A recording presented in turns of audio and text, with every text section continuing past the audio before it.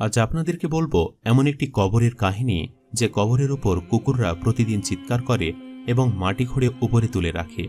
কী কারণে কুকুরগুলো এমন করে তা জানতে হলে অবশ্যই ভিডিওটি শেষ পর্যন্ত দেখার অনুরোধ রইল। বন্ধুরা, একটি গ্রামে এক যুবক বাস করত, যে একটি কারখানায় কাজ করত। সে যুবকটি প্রতিদিনই পায়ে হেঁটে কারখানায় যেত। যখন গ্রামের কেউ তাকে জিজ্ঞেস করত, তুমি টাকা থাকতে পায়ে হেঁটে কেন প্রতিদিন কাজে যাও, তখন যুবকটি বলতো, আমি গ্রামের ছেলে, তাই পায়ে হেঁটে কারখানায় যেতে ভালো লাগে, এতে আমার অর্থ বেঁচে যায়।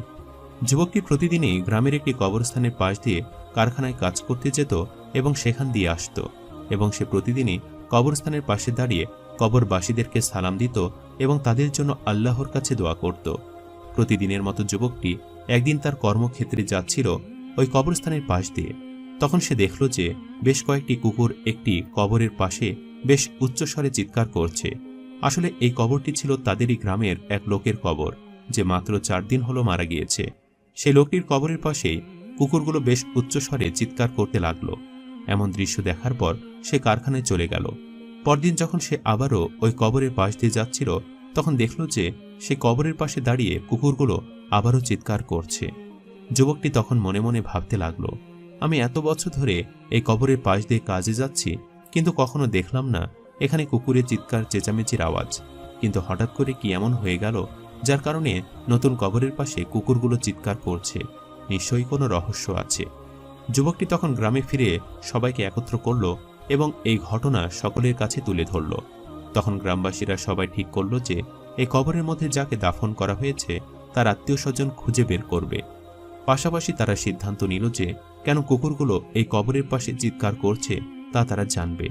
এজন্য তারা ঠিক করল যে এই কবরটি তারা পুনরায় খনন করে দেখবে এর মধ্যে কি হয়েছে। তাই তারা সিদ্ধান্ত নিল যে কবরটি খোঁড়া যায় কিনা সে বিষয়ে একজন আলেমের সাথে কথা বলবে এবং এই কবরে থাকা লোকটির আত্মীয় স্বজনদের কাছ থেকে অনুমতি নিবে। এরপর যুবক ও গ্রামবাসীরা মিলে কবরে থাকা লোকটির আত্মীয় স্বজনদের বাড়ি খুঁজে বের করল। এরপর তারা কবরে থাকা লোকটির ভাইয়ের সাথে দেখা করল। যুবকটি তার ভাইকে সমস্ত ঘটনা খুলে বলল। সকল কথা শুনে লোকটির ভাই বলল, আপনারা যদি কবর খুঁড়ে দেখতে চান তাহলে আপনারা দেখতে পাবেন। আমি অনুমতি দিলাম, তবে আমি সেখানে উপস্থিত থাকব না। গ্রামবাসীরা অনুমতি তো পেয়ে গেল, কিন্তু লোকটির ভাইয়ের মুখে এমন কথা শুনে তারা বেশ চমকে উঠল। তারা মনে মনে চিন্তা করল, তার ভাইয়ের কবর খুঁড়ব, কিন্তু সে সেখানে উপস্থিত থাকবে না। যাই হোক, গ্রামবাসীরা সকলে মিলে সেই কবরস্থানের কাছে গেল। এরপর তারা আলিমের পরামর্শ নিয়েছে কবরটি খোঁড়া শুরু করল। যখনই তারা কবরটি খোঁড়া সম্পন্ন করল, তারা দেখল যে ওই কবরের মধ্যে কয়েকটি শিয়াল লাশটিকে ছিঁড়ে ছিঁড়ে খাচ্ছে। এমন দৃশ্য দেখার পর তারা চমকে উঠল এবং পুনরায় তারা লাশটিকে কবরে দিয়ে দিল। এরপর তারা আবার সে লাশের ভাইয়ের বাড়িতে গেল। সেখানে গিয়ে তারা বলতে লাগলো, আমরা যখন কবর খুঁড়ি তখন দেখতে পাই আপনার ভাইয়ের কবরের মধ্যে কয়েকটি শিয়াল তার লাশটি কুড়িয়ে কুড়িয়ে খাচ্ছে। এমনটি হওয়ার কারণ কি? আপনার ভাইয়ের সাথে আপনাদের সম্পর্ক কেমন ছিল? সে কি এমন করছে? আর আপনি আমাদের সাথে কবরস্থানে যেতে মানা করেছিলেন কেন? তখন সেই কবরে থাকা লাশটির ভাই সকলের উদ্দেশ্যে বলতে লাগলো, আমি জানতাম এমন কিছুই ঘটবে, তাই আমি আপনাদের সাথে যেতে রাজি হইনি। আমি জানতাম তার সাথে এমনটি ঘটবে। এবার শুনুন আসল ঘটনা। আমার ভাই যে কখনোই আল্লাহর ইবাদত করত না এবং সে অনেক মদপান করত। সে ছিল এক নেশাখোর। সে নেশা করে আমার মা এবং বোনের সাথে অনেক খারাপ ব্যবহার করত এবং একবার তো সে নেশার টাকা জোগাড় করার জন্য আমার বোনকে বিক্রি করে দিতে চেয়েছিল। অতঃপর সে নেশা করতে করতে একটা সময় মৃত্যুবরণ করল এবং আজকে তার কবরের পাশে কুকুর চিৎকার করছে, কবরের ভেতর শিয়াল তার লাশ কুড়ে কুড়ে খাচ্ছে। এমনটাই তো হওয়ার কথা ছিল। এটা তার পাপের প্রায়শ্চিত্ত। আল্লাহ তাআলা তাকে উপযুক্ত শাস্তি দিচ্ছেন এবং তার সাথে এমনটি হওয়া উচিত ছিল। বন্ধুরা, এই ঘটনাটি থেকে আমরা বুঝতে পারি যে পৃথিবীতে যারাই খারাপ কাজ করবে, অশ্লীল কাজে লিপ্ত হবে, আল্লাহ তাআলা তাদের কাউকে রেহাই দিবেন না, এক চুলও ছাড় দিবেন না। তাই আমাদের এখন থেকে সতর্ক হওয়া উচিত এবং আল্লাহর সকল আদেশ নিষেধগুলো মেনে চলা উচিত। সকল প্রকার খারাপ কাজ থেকে নিজেদেরকে দূরে রাখা উচিত এবং পাপ হয়ে গেলেও আল্লাহর কাছে তওবা করা উচিত।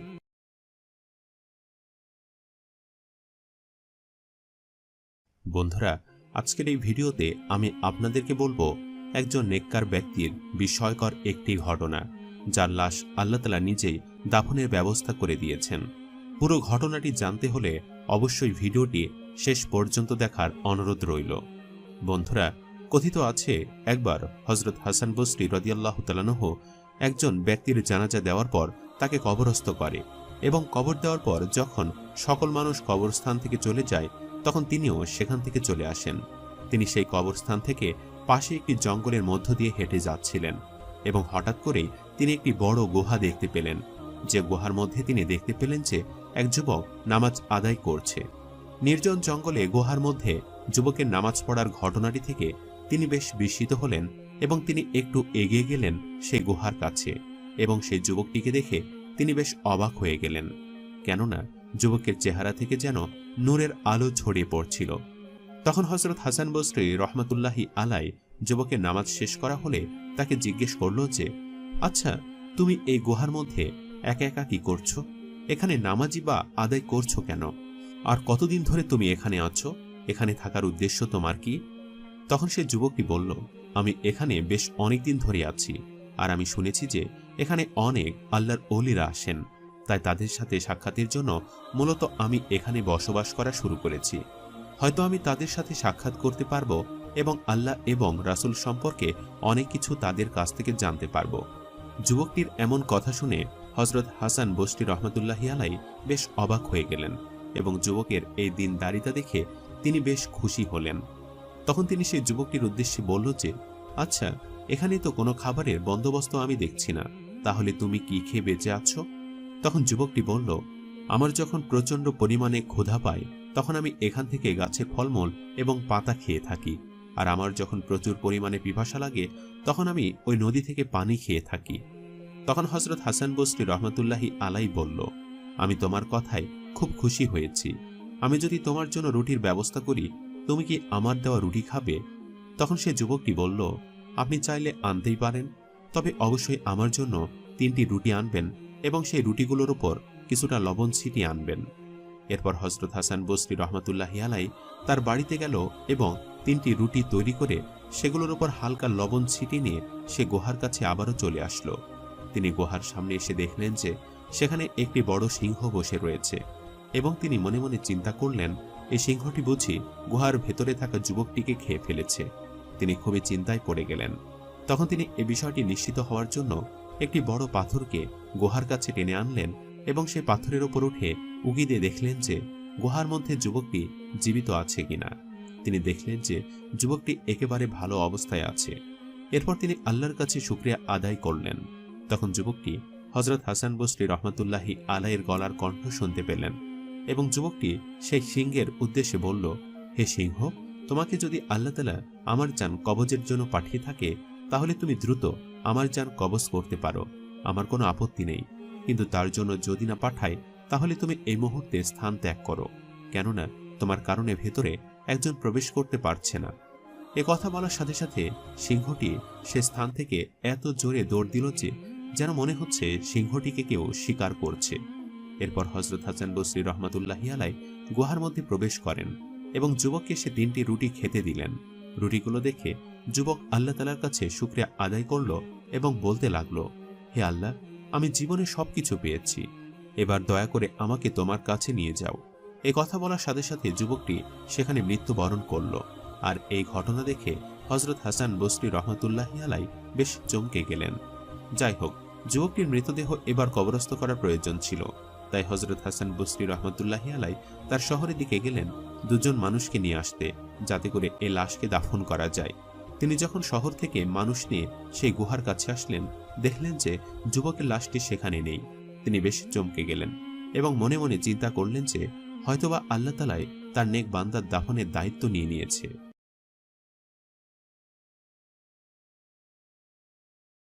বন্ধুরা, আজকের ভিডিওতে আমি আপনাদেরকে বলবো এক ব্যক্তির সাথে একজন আলেমের বিবাহ হওয়ার ঘটনা। তাই অবশ্যই পুরো বিষয়টি জানতে হলে ভিডিওটি শেষ পর্যন্ত দেখার অনুরোধ রইল। বন্ধুরা, কথিত আছে বহুকাল আগে এক রাজ্যে একজন বাদশা বাস করত এবং তার 4জন রানী ছিল। বাদশা ছিল খুবই সহজ সরল। সে তার 4 রানীর সকল চাহিদাই পূরণ করতে পারত এবং তার রাজ্য সকল নিয়ামত দিয়ে ভরপুর ছিল। কিন্তু এত কিছুর পরও তার 4 রানী কিছুতেই বাদশার উপর সন্তুষ্ট ছিল না। তারা সবসময় বাদশাহকে দোষ দিত। তারা বলতো বাদশা তাদের কোনো চাহিদাই পূরণ করতে পারেনি, তাদের কোনো শখই মেটাতে পারেনি। বাদশাহ তার 4 রানীকে নিয়ে খুবই দুশ্চিন্তায় থাকত। ওই রাজ্যে বসবাস করত একজন আলেম ব্যক্তি। একদিন বাদশাহ তার দরবারে ওই আলেম ব্যক্তিটিকে ডেকে পাঠায়, কারণ ওই আলেম ব্যক্তিটি একটি মহাবড় অপরাধ করেছিল, যার জন্য তার শাস্তি হয়েছিল মৃত্যুদণ্ড। কিন্তু আলেম ব্যক্তিটি ভালো হওয়ার কারণে রাজ্যের সকল বাদশার কাছে অনুরোধ করছিল আলেম ব্যক্তিকে যেন ছেড়ে দেওয়া হয়। তখন বাদশাহ ওই আলেম ব্যক্তিটির উদ্দেশ্যে একটি শর্ত রাখে। বাদশাহ বলে যে, আমি তোমাকে একটি প্রশ্ন করব, যদি তুমি আমার প্রশ্নের উত্তর সঠিকভাবে দিতে পারো তাহলে আমি তোমাকে মৃত্যুদণ্ড থেকে মুক্তি দিব। আমার প্রশ্নটি হলো, নারীরা আসলে কি পেলে সবথেকে বেশি খুশি হয়? তাদেরকে সন্তুষ্ট করার জন্য কি প্রয়োজন? আলেম ব্যক্তিটি অবিবাহিত ছিল, তাই নারীদের নিয়ে তার এই প্রশ্নটির উত্তর কিছুতেই জানা ছিল না। তবে আলেম ব্যক্তিটির মৃত্যুর হাত থেকে বাঁচার জন্য বাদশার কাছে 1 মাস সময় চাইল। তখন বাদশা বলল, বেশ, তুমি যদি 1 মাসের মধ্যে আমার প্রশ্নের সঠিক উত্তর দিতে না পারো তাহলে তোমাকে মৃত্যুদণ্ড দেয়া হবে। এরপর ওই আলেম ব্যক্তিটি প্রশ্নের উত্তর খোঁজার জন্য বেরিয়ে পড়ে। এভাবে 1 মাস থেকে প্রায় অনেক দিন চলে যায়। 1 মাস হওয়ার আর অল্প কিছুদিন বাকি থাকে। তখন ওই রাজ্যের এক ব্যক্তি ওই আলেম ব্যক্তিকে এসে বলে যে, আমার মনে হয় আপনি জঙ্গলে গেলে আপনার সঠিক উত্তর পেয়ে যাবেন, কেননা জঙ্গলে একজন আল্লাহওয়ালা বুজুর্গ ব্যক্তি থাকে, সে হয়তো আপনার প্রশ্নের উত্তর দিতে পারবে। আলেম ব্যক্তিটি তার প্রশ্নের উত্তর পাওয়ার জন্য জঙ্গলে যায় এবং আল্লাহওয়ালা বুজুর্গ ব্যক্তিটিকে খুঁজতে থাকে। অবশেষে খুঁজতে খুঁজতে সে আল্লাহওয়ালা বুজুর্গের খোঁজ পায় এবং আল্লাহওয়ালা বুজুর্গ ব্যক্তিকে আলেম ব্যক্তিটি সকল ঘটনা খুলে বলেন। আল্লাহওয়ালা বুজুর্গ ব্যক্তিটি অবিবাহিত ছিল, তাই সে বলে যে, আমার স্ত্রী নেই, তাই আমি আপনার প্রশ্নের উত্তর সঠিকভাবে দিতে পারবো না। তবে জঙ্গলের ওই পাশে একজন পেতনি বাস করে, তুমি চাইলে তার কাছে যেতে পারো, সে হয়তো তোমার প্রশ্নের উত্তর দিতে পারবে। আল্লাহওয়ালা বুজুর্গ ব্যক্তিটির কথা অনুযায়ী আলেম ব্যক্তিটি ওই পেতনির কাছে যায়। পেতনির কাছে গিয়ে সে সকল ঘটনা খুলে বলে। তখন পেতনি ওই আলেম ব্যক্তিটিকে বলে যে, আমি তোমার প্রশ্নের উত্তর জানি এবং আমি তোমার প্রশ্নের উত্তর অবশ্যই দেব এবং তুমি মৃত্যুদণ্ডের হাত থেকেও বাঁচবে। তবে তোমার প্রশ্নের উত্তর পেতে হলে আমার একটি শর্ত পূরণ করতে হবে। আলেম ব্যক্তিটি পেতনির উদ্দেশ্যে বলতে থাকে, আমি অবশ্যই তোমার সকল শর্ত পূরণ করব, কিন্তু তুমি আমার করা প্রশ্নটির উত্তর সঠিকভাবে দিও। তখন পেতনি বলে যে, তোমার এই প্রশ্নের উত্তর খুবই সহজ, তুমি তোমার প্রশ্নের উত্তর পেয়ে যাবে, তবে আগে আমার শর্তটি পূরণ করো। তখন আলেম ব্যক্তিটি পেতনির উদ্দেশ্যে বলতে থাকে, কি তোমার শর্ত? তখন পেতনি বলে যে, তোমার এই প্রশ্নের উত্তর পেতে হলে তোমাকে আমায় বিবাহ করতে হবে। আলেম ব্যক্তিটির হাতে আর কোনো উপায় ছিল না, তাই সে পেতনির কথা রাজি হয়ে গেল এবং তাদের দুজনের বিবাহ সম্পূর্ণ হলো। বিয়ে হওয়ার সাথে সাথে পেতনি এমন রূপ ধারণ করল, তাকে দেখে আলেম ব্যক্তিটি অবাক হয়ে গিয়েছিল, কেননা পেতনি থেকে সে এখন একজন রূপসী কন্যায় পরিণত হয়ে গেছে। আলেম ব্যক্তি তখন বলল যে, এবার আমার প্রশ্নের উত্তর দাও। তখন পেতনি বলল যে, আগে আমার একটি প্রশ্নের উত্তর দিন, আপনি কি আমাকে পেতনি রূপে দেখতে চান নাকি সুন্দরী রূপে দেখতে চান?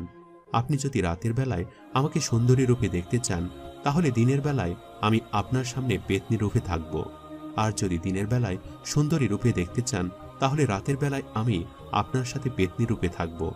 তখন আলেম ব্যক্তিটি বলে, তুমি একজন পেতনি, তোমায় যখন যেমন ইচ্ছে তেমন রূপ ধারণ করে তুমি আমার সাথে থাকবে, এতে আমার কোনো আপত্তি নেই। তখন পেতনি বলে যে, এটাই হলো আপনার প্রশ্নের উত্তর। আসলে মেয়েরা তখনই খুশি হয় যখন তাদেরকে ব্যক্তির স্বাধীনতা দেওয়া হবে। আপনি বাদশাকে গিয়ে বলবেন, তার স্ত্রীরা তখনই খুশি হবে, সন্তুষ্ট হবে যখন বাদশা তাদের সকল চাহিদা পূরণের পাশাপাশি তাদেরকে ব্যক্তি স্বাধীনতা দিবে, তাদের ইচ্ছের গুরুত্ব দিবে। আলেম ব্যক্তিটি তার উত্তর পেয়ে যায় এবং সে সেখান থেকে চলে যায়।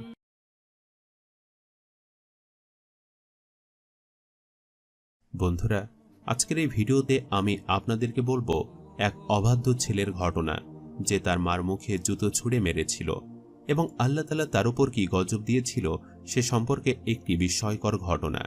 ঘটনাটি জানতে হলে পুরো ভিডিওটি শেষ পর্যন্ত দেখতে অনুরোধ রইল। বন্ধুরা, বহুকাল আগে এক গ্রামে মরিয়ম নামে একটি মেয়ে বসবাস করত। পৃথিবীতে তার কেউ ছিল না, কেননা তার স্বামী মৃত্যুবরণ করেছিল। তার ছিল একটি ছেলে, যার নাম ছিল আমজাদ। ছোটবেলা থেকেই মরিয়ম তার ছেলে আমজাদকে বেশ আদর যত্ন করে বড় করে এবং ছেলে আমজাদকে অনেক লেখাপড়া শেখায় এবং লেখাপড়া শেখানোর জন্য সে নিজে অনেক কষ্ট করে কাজ করে। আমজাদ যখন বড় হয়ে যায় এবং তার পড়াশোনা যখন শেষ হয়ে যায় তখন একদিন তার মা মরিয়ম আমজাদকে বলে, বাবা, তোমার তো এবার পড়াশোনা শেষ হয়েছে, এবার একটা কর্মের ব্যবস্থা করো, কেননা আমারও তো বয়স হয়ে গিয়েছে, আমি আর কাজ করতে পারছি না। তখন আমজাদ তার মাকে বলতো, মা, তুমি শুধু আল্লাহর কাছে দোয়া করো, আমি কোনো না কোনো কাজ অবশ্যই পেয়ে যাব। এভাবে একে একে আমজাদ অনেক কাজের খোঁজ করতে থাকে, অনেক জায়গায় চাকরির পরীক্ষা দেয়, কিন্তু কোনো পরীক্ষাতে সে উত্তীর্ণ হয় না, কোনো কাজই সে পায় না। এদিকে আমজাদের মা মরিয়ম প্রতিদিন আল্লাহর কাছে কেঁদে কেঁদে দোয়া করত এবং আল্লাহকে বলতো, হে আল্লাহ, তুমি আমার সন্তানকে সুস্থ রাখো, তুমি যে করেই হোক আমার সন্তানকে একটা হালাল রুজির ব্যবস্থা করে দাও। মরিয়ম তার ছেলে আমজাদকে অনেক ভালোবাসত, কেননা এই পৃথিবীতে তার ছেলে আমজাদ ছাড়া তার কেউই ছিল না। এভাবে করেই মা মরিয়ম সবসময় ছেলে আমজাদের জন্য আল্লাহর কাছে দোয়া করতে থাকে, দোয়াই করতে থাকে, দোয়াই করতে থাকে। এদিকে আমজাদের কিন্তু কোনো কাজের ব্যবস্থাই হচ্ছিল না। এদিকে আমজাদের সাথে কাজ খোঁজার সূত্রে অনেক ছেলেদের সাথে তার বন্ধুত্ব হয়ে যায়, যে ছেলেগুলো ছিল খুবই খারাপ, তারা খুবই অশ্লীল কাজে লিপ্ত থাকত, সবসময় আল্লাহকে ভুলে থাকত এবং অনেক খারাপ কাজ করত। আমজাদ ধীরে ধীরে তার মায়ের অবাধ্য হতে শুরু করে এবং ওসব খারাপ ছেলেদের সাথে সে মিশা শুরু করে। আমজাদের মা বুঝতে পেরেছিল যে তার সন্তান বিপথে চলে যাচ্ছে, তার সন্তান খারাপ সঙ্গের মধ্যে পড়ে গেছে, তার সন্তান খারাপ বন্ধু বান্ধবদের সাথে চলছে। আমজাদের মা মরিয়ম প্রতিদিন রাতেই তার ছেলেকে খাবার খাইয়ে তারপর তিনি খাবার খেয়ে ঘুমাতে যেতেন। একদিন রাত 12টা পর্যন্ত বেঁচে যায়, কিন্তু আমজাদ বাড়িতে আসে না। ছেলে এত রাত করে বাহিরে থাকার কারণে মা মরিয়ম খুবই চিন্তিত হয়ে পড়ে এবং এক পর্যায়ে তিনি অনেক কান্না শুরু করে দেয়। কাঁদতে কাঁদতে তিনি আল্লাহর কাছে বলে, হে আল্লাহ, তুমি আমার সন্তানকে সহি সালামতে ঘরে ফিরিয়ে দাও, আমার পৃথিবীতে আমার সন্তান ছাড়া কেউ নেই। এই কথা বলার পরে আমজাদের রাত 12টার পর তার বাড়িতে আসে। তখন মা মরিয়ম আমজাদকে জিজ্ঞেস করে, বাবা, এত রাত পর্যন্ত তুমি কোথায় ছিলে? তুমি তো কখনো এত রাত করে বাড়িতে ফিরো না। তখন আমজাদ বলতে থাকে, আমি তো আমার বন্ধুদের সাথে সিনেমা দেখতে গিয়েছি, এত অবাক হওয়ার কি আছে, আর তুমি কেঁদেছ কেন? তখন মরিয়ম বলে, বাবা, আমি এখনো না খেয়ে আছি। তখন আমজাদ বলে, না খেয়ে আছো কেন? যাও গিয়ে খেয়ে নাও, আমি কি তোমার খাবার জন্য মানা করেছি?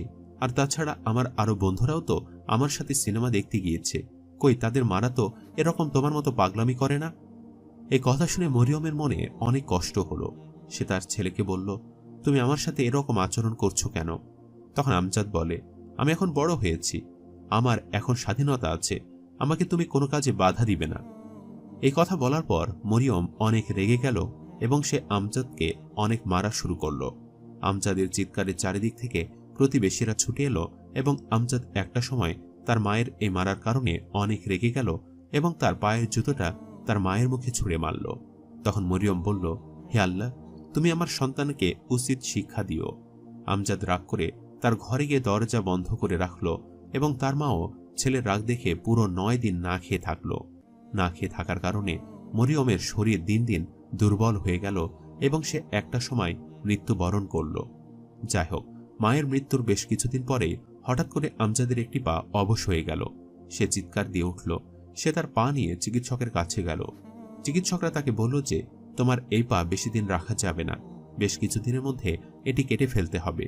এর মধ্যে আমজাদ বিয়ে করল এবং তার শ্বশুর বাড়ি খুবই ধনী ছিল, যার কারণে আমজাদের সকল খরচ এবং চিকিৎসার খরচ তার শ্বশুর বাড়ি 5 বছর ধরে বহন করল। এর মধ্যে আমজাদের একটি পা কেটে ফেলা হলো। আমজাদের স্ত্রী মনে মনে চিন্তা করতে লাগলো যে আমার স্বামী তো কোনো কাজেরই না, সে নিজেই কোনো কাজ করতে পারছে না, তার উপর আমার বাবার বাড়ির সব খরচ বহন করছে, তাই আমার ওর সাথে থাকা ঠিক হবে না। তখন আমজাদের স্ত্রী তাকে তালাক দিয়ে চলে গেল। এরপর আমজাদ একেবারে নিঃস্ব হয়ে গেল। সে যেন এক পথের ভিখারি হয়ে গেছে। তার পুরো শরীরে কিছুদিন পর হঠাৎ এক ধরনের অদ্ভুত রোগ দেখা দিল। সে যখন ভিক্ষা করত তার পাশ দিয়ে শহরের কেউ ঘেঁষত না, অর্থাৎ মায়ের অভিশাপ তার করুণ পরিণতি হয়ে গিয়েছিল। এবং একটা সময় আমজাদের আরেকটি পাও অবশ হয়ে পড়ে, যার ফলে তার দুটো পাই কেটে ফেলা হয়। এবং একটা সময় আমজাদের বিরল রোগ হয় এবং সে মৃত্যুবরণ করে। সে যখন মৃত্যুবরণ করে তখন তার লাশটাও কেউ দাফন করতে চায়নি, কারণ তার শরীর পুরো পচে গিয়েছিল, আর সেই পচা শরীরই কাকেরা ঠুকরে ঠুকরে খেয়েছিল। প্রিয় বন্ধুরা, মা যখন কোনো সন্তানকে অভিশাপ দেয় তখন আল্লাহ তাআলা স্বয়ং সে সন্তানকে শাস্তি দেওয়ার জন্য প্রস্তুত হয়ে থাকে। সুতরাং আমাদের উচিত কখনোই পিতামাতার মনে কষ্ট না দেওয়া এবং তাদের সকল আদেশ নিষেধ মেনে চলা।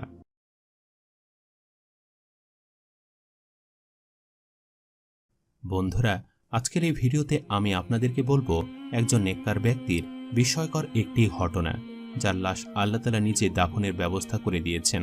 পুরো ঘটনাটি জানতে হলে অবশ্যই ভিডিওটি শেষ পর্যন্ত দেখার অনুরোধ রইল। বন্ধুরা, কথিত আছে একবার হযরত হাসান বসরি রাদিয়াল্লাহু তাআলা আনহু একজন ব্যক্তির জানাজা দেওয়ার পর তাকে কবরস্থ করে এবং কবর দেওয়ার পর যখন সকল মানুষ কবরস্থান থেকে চলে যায় তখন তিনিও সেখান থেকে চলে আসেন। তিনি সেই কবরস্থান থেকে পাশে একটি জঙ্গলের মধ্য দিয়ে হেঁটে যাচ্ছিলেন এবং হঠাৎ করে তিনি একটি বড় গুহা দেখতে পেলেন। যে গুহার মধ্যে তিনি দেখতে পেলেন যে এক যুবক নামাজ আদায় করছে। নির্জন জঙ্গলে গুহার মধ্যে যুবকের নামাজ পড়ার ঘটনাটি থেকে তিনি বেশ বিস্মিত হলেন এবং তিনি একটু এগিয়ে গেলেন সেই গুহার কাছে এবং সেই যুবকটিকে দেখে তিনি বেশ অবাক হয়ে গেলেন, কেননা যুবকের চেহারা থেকে যেন নূরের আলো ছড়িয়ে পড়ছিল। তখন হযরত হাসান বসরি রহমাতুল্লাহি আলাইহি যুবকের নামাজ শেষ করা হলে তাকে জিজ্ঞেস করল যে, আচ্ছা, তুমি এই গুহার মধ্যে একা একা কি করছো? এখানে নামাজই বা আদায় করছো কেন? আর কতদিন ধরে তুমি এখানে আছো? এখানে থাকার উদ্দেশ্য তোমার কি? তখন সেই যুবকটি বলল, আমি এখানে বেশ অনেকদিন ধরে আছি, আর আমি শুনেছি যে এখানে অনেক আল্লাহর ওলিরা আসেন, তাই তাদের সাথে সাক্ষাতের জন্য মূলত আমি এখানে বসবাস করা শুরু করেছি। হয়তো আমি তাদের সাথে সাক্ষাৎ করতে পারবো এবং আল্লাহ এবং রাসূল সম্পর্কে অনেক কিছু তাদের কাছ থেকে জানতে পারবো। যুবকটির এমন কথা শুনে হযরত হাসান বসরি রহমাতুল্লাহি আলাইহি বেশ অবাক হয়ে গেলেন এবং যুবকের এই দিনদারিতা দেখে তিনি বেশ খুশি হলেন। তখন তিনি সেই যুবকটির উদ্দেশ্যে বলল যে, আচ্ছা, এখানে তো কোনো খাবারের বন্দোবস্ত আমি দেখছি না, তাহলে তুমি কি খেয়ে বেঁচে আছো? তখন যুবকটি বলল, আমার যখন প্রচণ্ড পরিমাণে ক্ষুধা পায় তখন আমি এখান থেকে গাছের ফলমূল এবং পাতা খেয়ে থাকি, আর আমার যখন প্রচুর পরিমাণে পিপাসা লাগে তখন আমি ওই নদী থেকে পানি খেয়ে থাকি। তখন হযরত হাসান বসরি রহমাতুল্লাহি আলাইহি বলল, আমি তোমার কথায় খুব খুশি হয়েছি। আমি যদি তোমার জন্য রুটির ব্যবস্থা করি, তুমি কি আমার দেওয়া রুটি খাবে? তখন সেই যুবকটি বলল, আপনি চাইলে আনতেই পারেন, তবে অবশ্যই আমার জন্য 3টি রুটি আনবেন এবং সেই রুটিগুলোর উপর কিছুটা লবণ ছিটিয়ে আনবেন।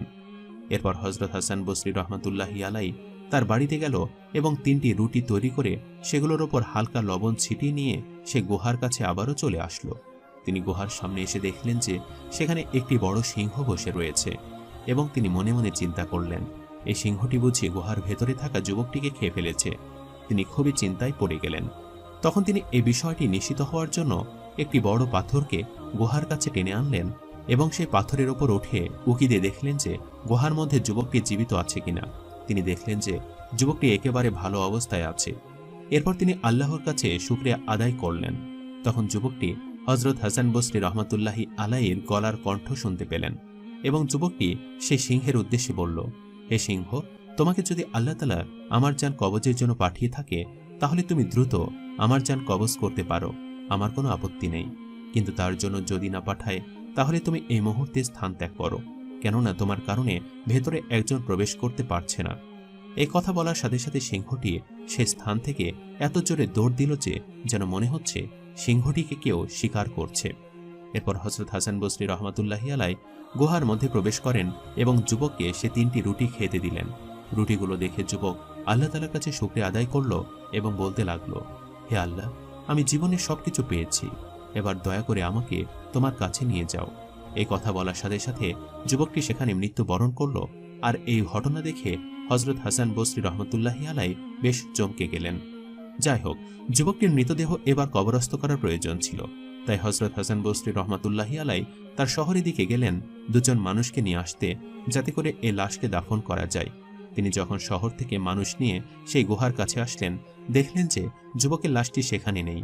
তিনি বেশ চমকে গেলেন এবং মনে মনে চিন্তা করলেন যে হয়তোবা আল্লাহ তাআলাই তার নেক বান্দার দাফনের দায়িত্ব নিয়ে নিয়েছে।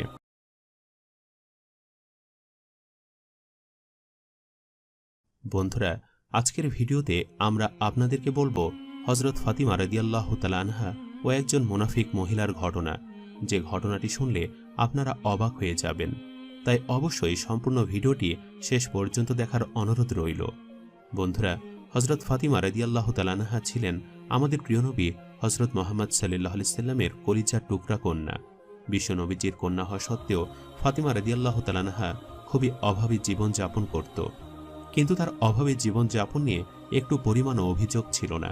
তিনি সর্বদাই যা ছিল তা নিয়েই সন্তুষ্ট থেকেছেন এবং সর্বদাই আল্লাহর কাছে শুকরিয়া আদায় করেছেন।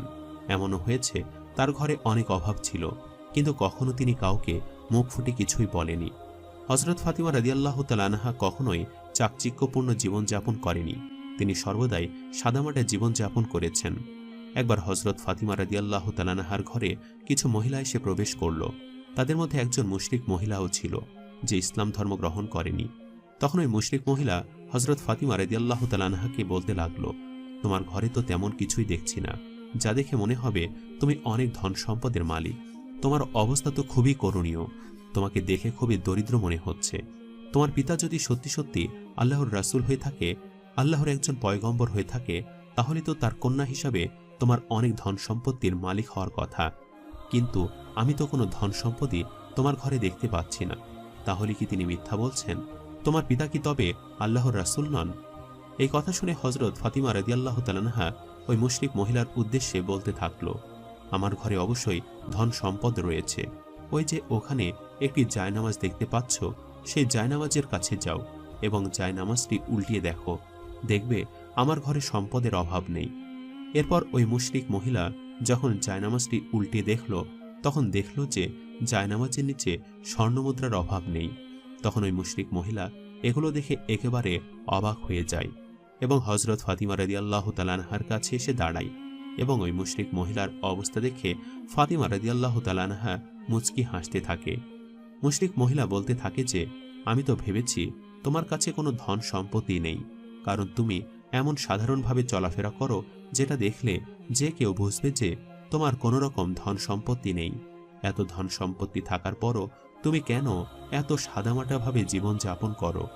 তখন হযরত ফাতিমা রাদিয়াল্লাহু তাআলা আনহা ওই নারীর উদ্দেশ্যে বলতে থাকে, আসলে এই দুনিয়ার ধন সম্পদের জন্য আল্লাহ তাআলা আমাদেরকে অবশ্যই পাকড়াও করবেন। এই ধন সম্পদের জন্য অবশ্যই আমাদেরকে হিসাব দিতে হবে, কিন্তু আমরা যদি দুনিয়াতে সাদামাটাভাবে জীবনযাপন করি, তাহলে আখিরাতে আল্লাহ তাআলা আমাদের জন্য আরও মূল্যবান কিছু রেখেছেন। তাই দুনিয়ার ধন সম্পদের কথা চিন্তা না করে অবশ্যই আমাদেরকে আখিরাতমুখী হতে হবে। এই কথা চিন্তা করে ওই মুশরিক মহিলা নিজের ভুল বুঝতে পারে এবং তিনি বলে, আমি আমার ভুল বুঝতে পেরেছি, আমি এখন ইসলাম ধর্ম আপনার হাতে কবুল করব এবং আমি সাক্ষ্য দিচ্ছি যে আপনার পিতাই হলো আল্লাহর রাসূল। আরেকবার এক মহিলা হযরত ফাতিমা রাদিয়াল্লাহু তাআলা আনহাকে 3টি প্রশ্ন করে। তিনি বলে যে, আচ্ছা ইয়া বিনতে রাসূল, আমার 3টি প্রশ্ন রয়েছে। আমার প্রথম প্রশ্নটি হলো, কোন আমল করলে আল্লাহ তাআলা সকল গুনাহ মাফ করে দেন? আমার দ্বিতীয় প্রশ্নটি হলো, আল্লাহর কাছে কোন আমল অত্যন্ত প্রিয়? এবং আমার তৃতীয় প্রশ্নটি হলো, জান্নাত এবং মানুষের মধ্যে কতটুকু তফাৎ রয়েছে? তখন হযরত ফাতিমা রাদিয়াল্লাহু তাআলা আনহা ওই মহিলার প্রশ্নগুলোর উত্তরে বলতে থাকে, আমি আমার পিতাকে শুনেছি যে ব্যক্তি তার পরিবার পরিজনের খেদমত করে তার সকল গুনাহ মাফ হয়ে যায়, যেমনভাবে লাকড়িগুলো পুড়ে ছাই হয়ে যায়। আল্লাহর কাছে ওই আমল অত্যন্ত প্রিয়।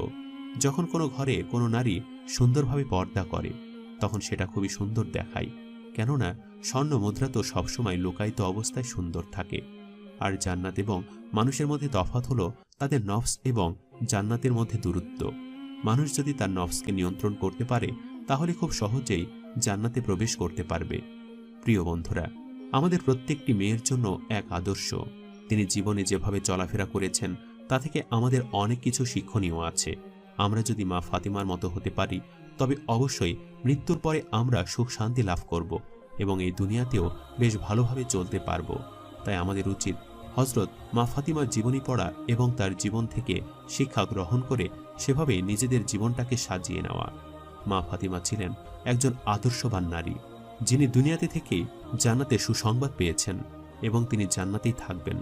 আমরা যদি মা ফাতিমার মতো জান্নাতে যেতে চাই, তাহলে আমাদের প্রত্যেকেরই উচিত মা ফাতিমা রাদিয়াল্লাহু তাআলা আনহা কিভাবে জীবন যাপন করেছে, কিভাবে স্বামীর খেদমত করেছে, কিভাবে সন্তানদেরকে লালন পালন করেছে, সে সবকিছু থেকে শিক্ষা গ্রহণ করা এবং সে অনুযায়ী নিজেদের জীবন পরিচালনা করা।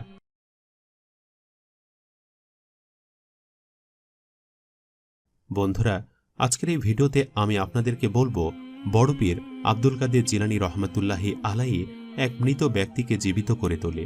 এবং সে মৃত ব্যক্তি জীবিত হওয়ার পর গান গাইতে থাকে। কেন এমনটা ঘটেছিল তা জানতে হলে পুরো ভিডিওটি শেষ পর্যন্ত দেখার অনুরোধ রইল। বন্ধুরা, কথিত আছে একবার বড় পীর আব্দুল কাদের জিলানী রহমাতুল্লাহি আলাইহি তাশরিফ নিয়ে একটি জঙ্গলের পাশ দিয়ে যাচ্ছিলেন। তখন তিনি দেখলেন যে দুজন ব্যক্তি নিজেদের মধ্যে কোনো একটি বিষয় নিয়ে তর্কাতর্কি করছে। তখন বড় পীর তাদের কাছে যায় এবং গিয়ে বলে, তোমরা কি বিষয় নিয়ে একে অপরের সাথে তর্কাতর্কি করছো? সেই দুজন ব্যক্তির মধ্যে একজন ছিল মুসলিম এবং একজন ছিল খ্রিস্টান। মুসলমান ব্যক্তি এবং খ্রিস্টান ব্যক্তি দুজনের সাথে তুমুল ঝগড়া করছিল। তখন মুসলমান ব্যক্তিটি আব্দুল কাদের জিলানী রহমাতুল্লাহি আলাইকে বলে, হুজুর দেখুন, এই খ্রিস্টান লোকটি বলছে আমার নবীর নাকি কোনো মুজিজাই নেই, আমার নবীর নাকি কোনো ক্ষমতাই নেই, আমার নবীর সম্মান নাকি ঈসা আলাইহিস সালামের থেকে অনেক কম। তখন আব্দুল কাদের জিলানী রহমাতুল্লাহি আলাইহি সে খ্রিস্টান লোকটিকে জিজ্ঞেস করে যে, তোমার কেন এমন মনে হলো যে আমাদের নবী, প্রিয় নবী হযরত মুহাম্মদ সাল্লাল্লাহু আলাইহি সাল্লামের কোনো মুজিজা নেই, কোনো ক্ষমতা নেই, কোনো সম্মান নেই? তখন সেই খ্রিস্টান লোকটি জবাব দেয় যে, আরে, আপনাদের পবিত্র কোরআনে বলা আছে যে আমাদের ঈসা আলাইহিস সালাম মৃতকে জীবিত করতে পারত। এটা কতই না বড় মুজিজা। এজন্যই আমাদের ঈসা নবীর ক্ষমতা সব থেকে বেশি, আপনাদের নবীর ক্ষমতা সব থেকে কম। তখন বড় পীর অনেক রেগে যায় এবং রেগে গিয়ে সেই খ্রিস্টান ব্যক্তিকে বলে, এই তুমি কি জানো আমাদের নবী সম্পর্কে? আমার নবীর চোখ হলো তার মুজিজা, আমার নবীর কথা বলার ধরন হলো তার মুজিজা, আমার নবীর হাত হলো তার মুজিজা। আমি হয়তো নবী নই, কিন্তু আমার প্রিয় নবী, আমার প্রাণের নবী একজন উম্মত এবং আল্লাহর একজন গোলাম। এখন আমি যদি কোনো মৃত ব্যক্তিকে জীবিত করে দেখাই, তাহলে তুমি কি আমার নবীর ওপর ঈমান আনবে? আমার আল্লাহর ওপর ঈমান আনবে? তুমি কি মুসলমান হবে? তখন সেই খ্রিস্টান লোকটি বলে, হ্যাঁ, যদি আপনি কোনো মৃত ব্যক্তিকে জীবিত করে দেখাতে পারেন, তাহলে অবশ্যই আমি আল্লাহর ওপর ঈমান আনব, আপনার নবীর ওপর ঈমান আনব, আমি মুসলমান হব। তখন বড় পীর সেই মুসলমান ব্যক্তিটি এবং খ্রিস্টান ব্যক্তিটিকে বলল, বেশ, তাহলে চলো, সামনে একটি কবরস্থান আছে, সেখানে একজন ব্যক্তি কবরে শুয়ে আছে, যে দুনিয়ার জীবনে গান বাজনা করত। আমি যখন তাকে জীবিত করব, সে গান গাইতে গাইতে কবর থেকে উঠবে। এরপর বড় পীর সে লোকটির কবরের কাছে গেল এবং গিয়ে বলল, উঠো, আল্লাহর নামে উঠো। তখন সে কবর থেকে মৃত ব্যক্তিটি গান গাইতে গাইতে জীবিত অবস্থায় উঠে দাঁড়ায়। এই দৃশ্য দেখার পর খ্রিস্টান লোকটি একেবারে অবাক হয়ে যায়। তখন বড় পীর তাকে বলে, কি এবার বিশ্বাস হলো তো? এবার তুমি মুসলমান হবে তো? তখন সেই খ্রিস্টান লোকটি বলল, হ্যাঁ, আমি আপনাকে বিশ্বাস করেছি, আপনার নবীকে বিশ্বাস করেছি, আপনার আল্লাহকে বিশ্বাস করেছি, আমি কালিমা পড়ে মুসলমান হতে চাই। এরপর সে লোকটি বড় পীর আব্দুল কাদের জিলানী রহমাতুল্লাহি আলাইহির হাতে কালিমা পড়ে মুসলমান হয়। প্রিয় বন্ধুরা, আল্লাহ তাআলা পৃথিবীতে মানুষের হেদায়েতের জন্য যুগে যুগে অনেক নবী রাসূল পাঠিয়েছেন এবং প্রত্যেক নবী রাসূলই সম্মানিত। তাদের প্রত্যেকেই আল্লাহ তাআলা কোনো না কোনো মুজিজা দিয়েছে। তবে আমাদের প্রিয় নবী হযরত মুহাম্মদ সাল্লাল্লাহু আলাইহি সাল্লামের মাধ্যমে নবুয়তের ধারা সম্পূর্ণ হয়েছে, আর আমার নবীর সবথেকে বড় মুজিজা হলো আল কোরআন।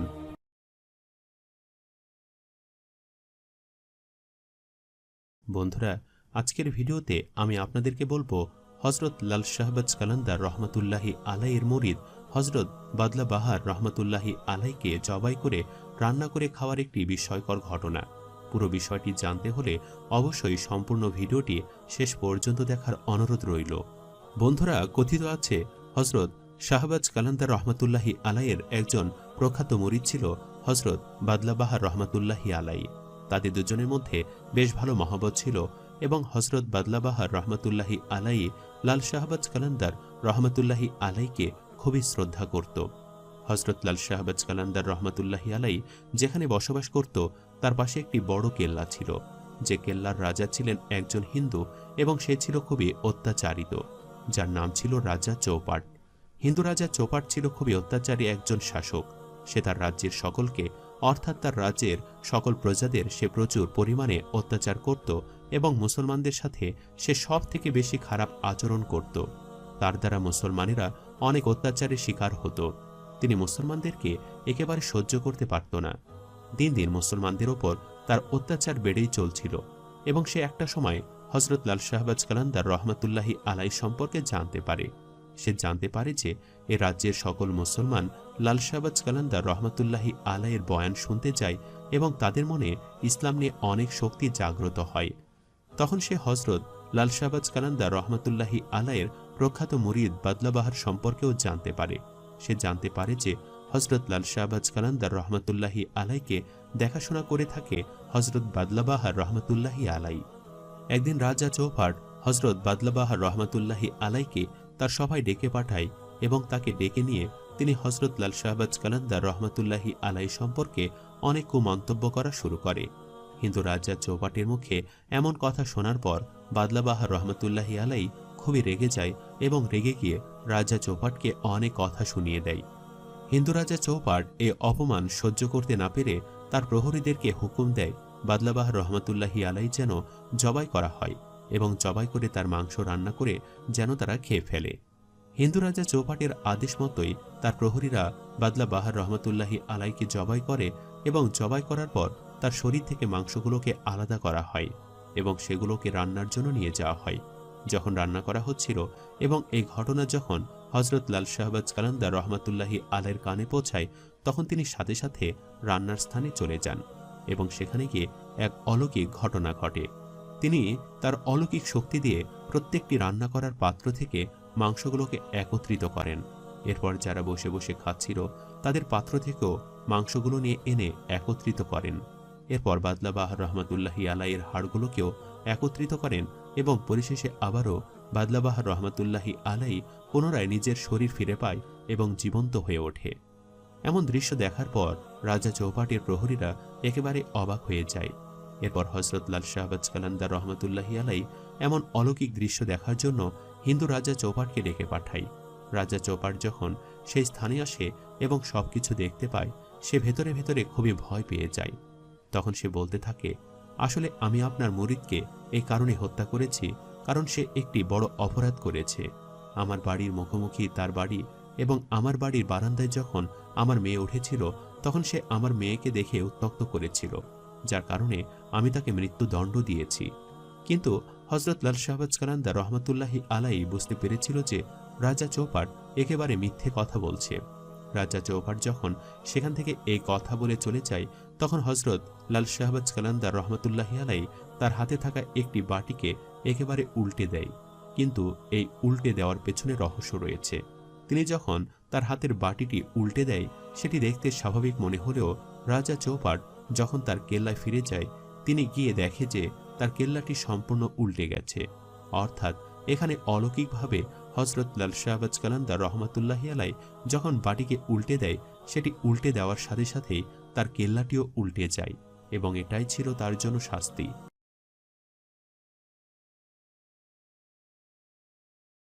বন্ধুরা, আজ আমি আপনাদেরকে বলবো একজন ধার্মিক মহিলার কথা, যে ধার্মিক মহিলাকে কবরস্থ করার সময় তার কবরের মধ্যে বারবার সাপ আসছিল। কেন এমনটা ঘটেছিল এবং ওই নারীর কি পাপ ছিল, সে সবকিছু জানতে হলে অবশ্যই ভিডিওটি শেষ পর্যন্ত দেখার অনুরোধ রইল। বন্ধুরা, একবার একজন ধার্মিক মহিলা মৃত্যুবরণ করে এবং মৃত্যুর পর তার গোসল কার্য এবং দাফন কাফন সম্পূর্ণ করার পর তাকে কবরস্থানের দিকে নিয়ে যাওয়া হয়। তার জন্য পূর্ব থেকেই সেই গ্রামবাসী একটি কবর খুঁড়ে রাখে। যাই হোক, গ্রামবাসীরা যখন তাকে খাট থেকে নিচে নামায় এবং তার কবরে মহিলাটিকে রাখতে যায়, তখনই ঘটে যায় এক বিস্ময়কর ঘটনা। যখনই মহিলাটিকে কবরে রাখা হয়, তখনই দেখা যায় সেখানে একটি বিষধর সাপ মহিলা কবরের মধ্যে হঠাৎ করে এসে পড়ে। গ্রামবাসীরা এমন দৃশ্য দেখে বেশ অবাক হয়ে যায়। তারা চিন্তা করতে থাকে, হঠাৎ করে এই কবরে সাপ কোথা থেকে এলো? এতক্ষণ তো এই কবরে কোনো সাপ ছিল না। বিষধর সাপটি মহিলার কবরের মধ্যে ছিল। সাপটি কিছুতেই সেখান থেকে সরে যাচ্ছিল না। তাই গ্রামবাসীরা মহিলাটিকে কবর দেওয়ার জন্য পুনরায় আরেকটি কবর খনন করার সিদ্ধান্ত গ্রহণ করল। এরপর ওই মহিলার জন্য আরেকটি নতুন করে কবর খনন করা হলো এবং যখন মহিলার লাশটিকে নিয়ে সেই কবরের কাছে যাওয়া হলো এবং মহিলার লাশটিকে কবরের মধ্যে দেওয়া হলো, ওই সাপটিও পুনরায় এই কবরের মধ্যেও চলে এসেছিল। এমন দৃশ্য দেখে গ্রামবাসীরা আরো অবাক হয়ে গেল। তারা চিন্তা করতে লাগলো, সাপ তো কিছুতে পিছু ছাড়ছে না, কাহিনীটা কি হচ্ছে? তাই তারা পুনরায় আরেকটি নতুন কবর খনন করল এবং সেখানেও এই একই ঘটনা ঘটল। এভাবে ওই মহিলাকে কবর দেওয়ার জন্য অনেকগুলো কবর খনন করা হলো। তখন গ্রামবাসীরা একজন আলিমের কাছে গেল এই মহিলার ব্যাপারে পরামর্শ গ্রহণের জন্য। তখন আলিম গ্রামবাসীদের উদ্দেশ্যে বলতে লাগল, এই মহিলাকে যতগুলো কবরেই কবরস্থ করা হোক না কেন, প্রত্যেকটি কবরে সাপ আসবে, তাই তাকে শেষ যে খবরটি খনন করা হয়েছে সেখানে কবরস্থ করা হোক। এরপর আলিমের পরামর্শ মতো মহিলাটিকে সর্বশেষ কবরটিতেই দাফন করার সিদ্ধান্ত গ্রহণ করা হলো। মহিলাটিকে যখন সর্বশেষ কবরে নিয়ে যাওয়া হলো এবং কবরের মধ্যে রাখা হলো, তখন দেখা গেল সেই কবরটির মধ্যেও সাপটি চলে এসেছিল এবং যখনই মহিলা লাশটিকে কবরের মধ্যে রাখা হলো, সেই সাপটি মহিলার মুখ থেকে দাফনের কাপড় সরিয়েছিল এবং তার জিভের মধ্যে পেঁচিয়ে ধরল। এমন দৃশ্য দেখে তো গ্রামবাসীরা একেবারে হতবাক হয়ে গেল। তারা চিন্তা করতে লাগলো, কোন পাপের কারণে এই সাপটি মহিলার পিছু ছাড়ছিল না এবং এই সাপটি মহিলার জিভ এভাবে পেঁচিয়ে ধরল। গ্রামবাসীরা তো মহিলার এমন অবস্থা দেখে বেশ চিন্তিত হয়ে পড়ল। তখন গ্রামবাসীরা মহিলার স্বামীকে বলতে লাগলো, আচ্ছা, আপনার স্ত্রী কি এমন পাপ করেছে যার কারণে তার সাথে এমনটা ঘটল? আসলে আমার স্ত্রী ধার্মিক ছিল ঠিকই, কিন্তু সে যখন আমার সাথে কথাবার্তা বলতো অনেক কটু বাক্য ব্যবহার করত, আমার মনে সবসময় কষ্ট দিত, কিন্তু আমি বিনিময়ে তাকে কিছুই বলতাম না। হয়তো আল্লাহ তাআলা ওই কারণে তাকে এমন আযাবে রেখেছে। এই কথা শুনে গ্রামবাসীরা তার স্বামীর উদ্দেশ্যে বলতে লাগলো, দেখুন, আপনি যদি আপনার স্ত্রীকে ক্ষমা না করেন তাহলে আমাদের কাছে মনে হচ্ছে এই আযাব তার কবরে সারা জীবন চলতেই থাকবে। তাই আপনি দয়া করে তাকে ক্ষমা করে দিন এবং আল্লাহর কাছে তার জন্য দোয়া করুন যেন এই সাপটি এখান থেকে চলে যায় এবং আমরা আপনার স্ত্রীকে বেশ ভালোভাবে দাফন করতে পারি। এরপর ওই লোকটি তার স্ত্রীর জন্য আল্লাহর কাছে ক্ষমা চাইল এবং বলল, হে আল্লাহ, আমি আমার স্ত্রীকে ক্ষমা করে দিয়েছি, আল্লাহ তুমিও তাকে ক্ষমা করে দাও এবং তার কবরের আযাব মুক্ত করে দাও। এই কথাটি বলার সাথে সাথে সে সাপটি কবর থেকে সরে যায় এবং গ্রামবাসীরা বেশ ভালোভাবে মহিলাটিকে দাফন করে। প্রিয় মা বোনেরা, আপনাদের মধ্যে যারা স্বামীর সাথে খারাপ ব্যবহার করেন, কটু বাক্যে কথা বলেন, মৃত্যুর পর আপনাদের সাথেও এমনটাই ঘটবে। কেননা স্বামীর মনে কষ্ট দিলে ওই স্ত্রী কখনো পরকালে সুখী হতে পারবে না, এটাই আল্লাহর হুকুম। তাই সবসময় চেষ্টা করবেন নিজেদের স্বামীদের সাথে অবশ্যই ভালো আচরণ করতে, তাদের আদেশগুলো মেনে চলতে। যে আদেশগুলো সৎ এবং আল্লাহর বিপক্ষে যায় না সে সকল কথাগুলো মেনে চলতে, তাহলেই আপনারা পরকালেও সুখী হবেন ইনশাআল্লাহ।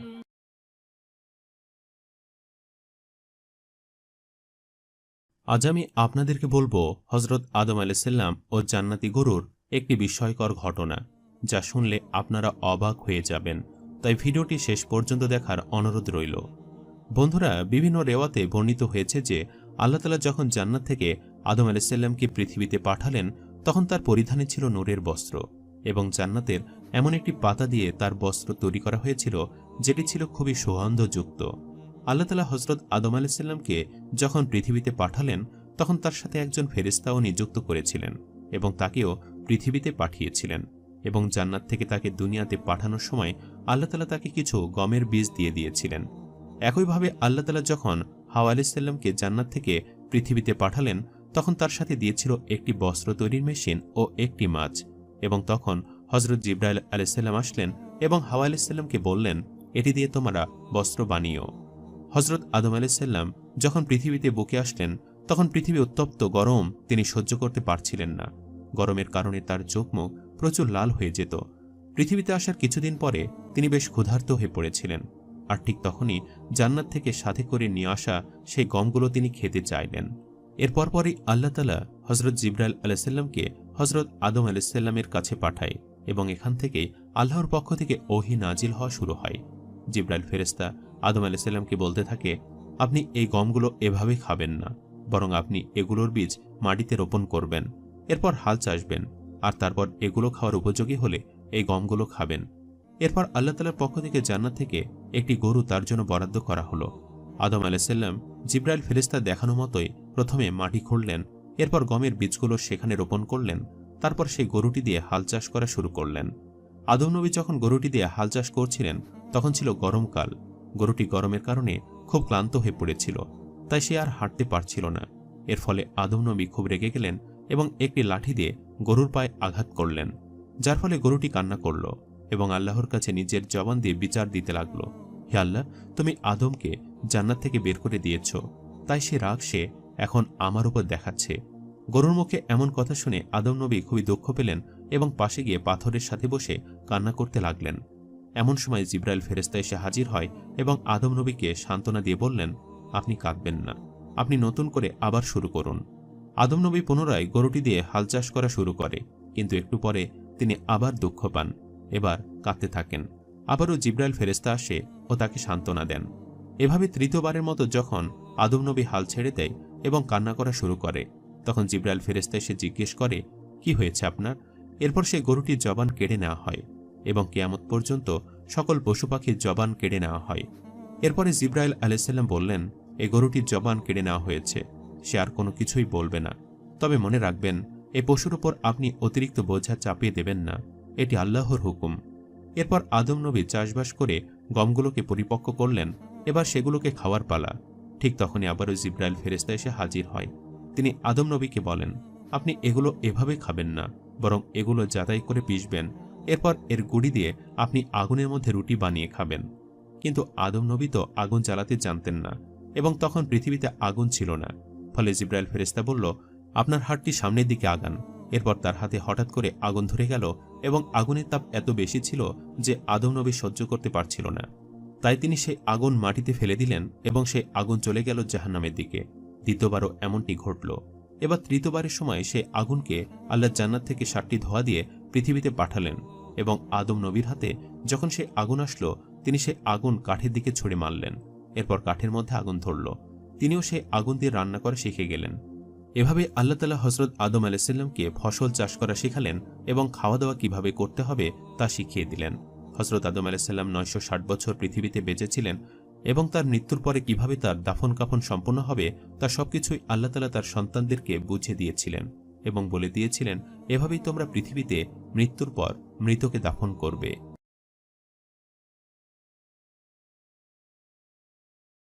বন্ধুরা, আজ আমি আপনাদেরকে বলবো হযরত সুলাইমান আলাইহিসসালামের পুরো মাখলুকাতকে খাওয়ানোর একটি বিস্ময়কর ঘটনা। তাই এই ভিডিওটি শেষ পর্যন্ত দেখার অনুরোধ রইল। বন্ধুরা, হযরত সুলাইমান আলাইহিসসালাম ছিলেন আল্লাহর একজন প্রেরিত নবী। আল্লাহ তাআলা তাকে অনেক অলৌকিক ক্ষমতা দান করেছিলেন। তিনি মানুষের পাশাপাশি জিন, পশু পাখি, পানি ও হাওয়া সবকিছুই নিয়ন্ত্রণ করতে পারতেন।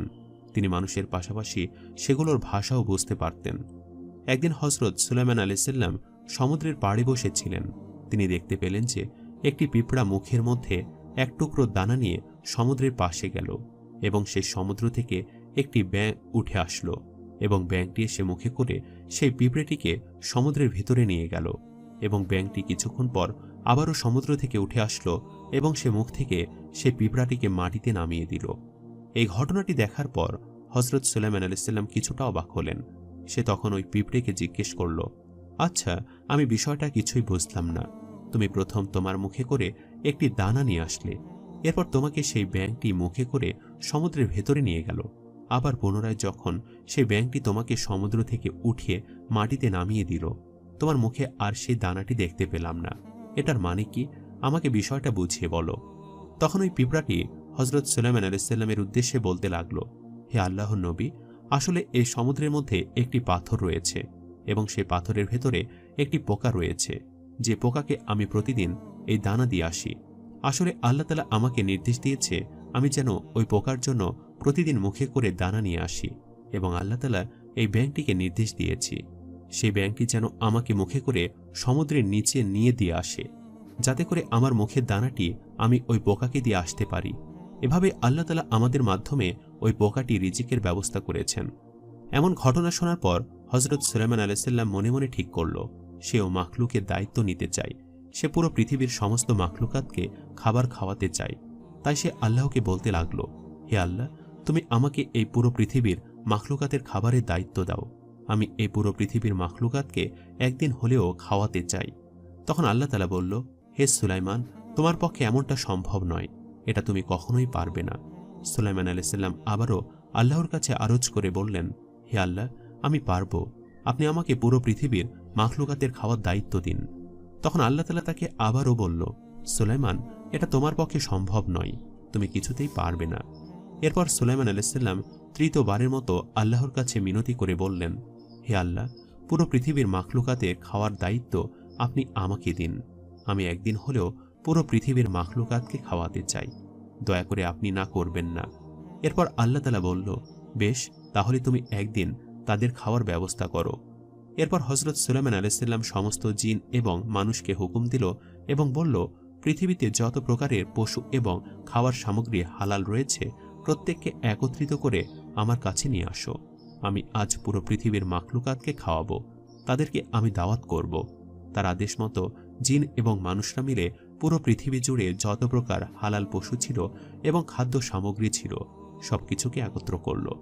এরপর সেই পশুগুলোকে জবাই করে অনেক রান্না বান্না করা হলো। রান্না বান্না শেষ হওয়ার পর দস্তরখানা বিছানো হলো এবং এত পরিমাণ খাবার ছিল যে খাবারের লাইন অনেক লম্বা ছিল। এরপর আল্লাহ তাআলা হযরত সুলাইমান আলাইহিস সালামকে বলল, হে সুলাইমান, তুমি কাকে দিয়ে তোমার দাওয়াতের কার্যক্রম শুরু করতে চাও? তুমি কাকে প্রথমে খাওয়াতে চাও? তখন হযরত সুলাইমান আলাইহিস সালাম বলল, হে আল্লাহ, আমি সমুদ্রের মাছদেরকে দিয়ে খাবার খাওয়ানো শুরু করতে চাই। এরপর আল্লাহ তাআলা সমুদ্রের একটি মাছকে হুকুম দিয়ে বলল, যাও, আজকে সুলাইমান তোমাকে দাওয়াত করেছে, তুমি তার কাছে যাও এবং সেখান থেকে যা রান্না বান্না আছে তা তুমি খাওয়া শুরু করো। মাছটি সমুদ্র থেকে উপরে এসে দস্তরখানায় উঠে আসলো এবং একে একে সে খাওয়া শুরু করল। মাছটি খেতে খেতে সব খাবার একা শেষ করে ফেলল। এরপর সে মাছটি হযরত সুলাইমান আলাইহিস সালামকে বলল, আমার তো পেট এখনো ভরেনি, আমার খিদে এখনো মিটেনি, আমার আরো খাবারের প্রয়োজন। হযরত সুলাইমান আলাইহিস সালাম বলল, সব খাবার তো তুমি একাই খেয়ে ফেলেছ, আর তো অবশিষ্ট কোনো খাবার রইল না, বাকিরা কি খাবে? তখন ওই মাছটি বলল, হে আল্লাহর নবী, আমার আল্লাহ তাআলা আমাকে 3 বেলা পেট ভরে খাবার খাওয়ান, তিনি আমার রিজিকের ব্যবস্থা করেন, কিন্তু আজকে আমি আপনার কাছে একবেলা খেতে আসলাম, আপনি আমার পেট ভরাতে পারেননি। আসলে এটা আপনার পক্ষে সম্ভব না যে আপনি আমার পেট ভরাবেন, কেননা আমার রিজিকের মালিক তো আল্লাহ তাআলা, তিনি ছাড়া আমার খিদে কেউ মেটাতে পারে না। তখন হযরত সুলাইমান আলাইহিস সালাম সেজদায় পড়ে গেল এবং আল্লাহকে বলল, হে আল্লাহ, তুমি ঠিকই বলেছ, এ পুরো মাখলুকাতকে খাওয়ানোর ক্ষমতা আমার নেই। প্রকৃতপক্ষে তো তুমি আসল রিজিকদাতা এবং তুমি সকল ক্ষমতার মালিক। প্রিয় বন্ধুরা, আমাদের রিজিকের মালিক হলো আল্লাহ তাআলা। পৃথিবীতে প্রতিটি মানুষের জন্ম থেকে মৃত্যু পর্যন্ত তার রিজিক নিয়ে আসে এবং সে কতটুকু পরিমাণ ভক্ষণ করবে, কতটুকু পরিমাণ পরিধান করবে, কি ভোগ করবে, সবকিছুই আল্লাহ তাআলা নির্ধারণ করে রেখেছেন। তাই রিজিক নিয়ে পেরেশানি না হয়ে আমাদের প্রত্যেকেরই উচিত আল্লাহ তাআলার কাছে শুকরিয়া আদায় করা। সম্মানিত দর্শক, ভিডিওটি আপনাদের কাছে কেমন লেগেছে তা আমাদের কমেন্ট করে অবশ্যই জানাবেন। আর সবাই আমাদের সাথেই থাকবেন। আজ তাহলে এই পর্যন্তই। আপনারা ভালো থাকবেন, সুস্থ থাকবেন। আল্লাহ হাফেজ।